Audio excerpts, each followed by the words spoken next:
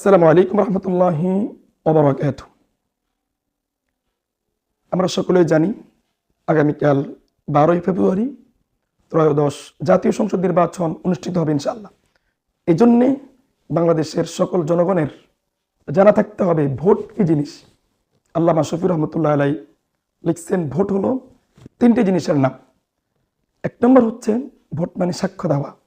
Number 2 vote মানে সুপারিশ করা। নাম্বার 3 ভোট মানে প্রতিনিধি নির্বাচন করা।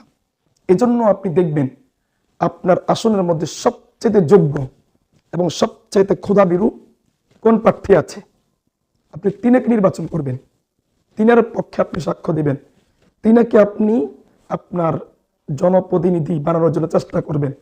নতুবা কিয়ামতের ময়দান আপনাকে কাঠগড়ায় দাঁড়াইতে হবে, দুনিয়াতেও এটার শাস্তি আপনাকে ভোগ করতে হবে। তাহলে ভোট মানি সুপারিশ করা। আল্লাহ পাক রব্বুল আলামিন বলছেন, কার পক্ষে আপনি সুপারিশ করবেন? আল্লাহ রব্বুল আলামিন বলছেন, মাইয়াশফা শাফাআতান হাসানাতান ইয়াকুল লাহু নাসিবুম মিনহা।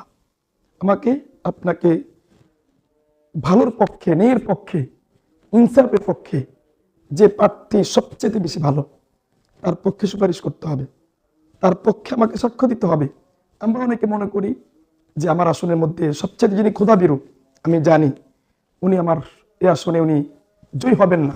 আমরা কি বলি, যদি যদিও ভালো ব্যক্তি কিন্তু উনি তো জয়ী হবেন না, ওনাকে ভোট দিয়ে কি লাভ? না, আপনি তো সাক্ষ্য দিবেন এমন ব্যক্তিকে যে ব্যক্তি ক্ষুধাবিরু, আল্লাহ বিরু, যে ব্যক্তি আমার আপনার জন্য কাজ করবে। এজন্য ভোটের এই মর্ম আমাকে আপনাকে সকলকে বুঝতে হবে।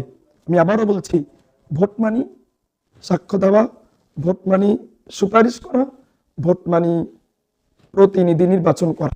এই জন্য তিনটে বিষয়ের দিকে খেয়াল রেখে আপনি আপনার আসনের সবচেয়ে ক্ষুধাবিরু যোগ্য প্রার্থী, যিনি দুর্নীতি করবেন না, যিনি চাঁদাবাজি করবেন না, এমন ব্যক্তিকে আপনি প্রতিনিধি বানানোর জন্য চেষ্টা করবেন ইনশাআল্লাহ।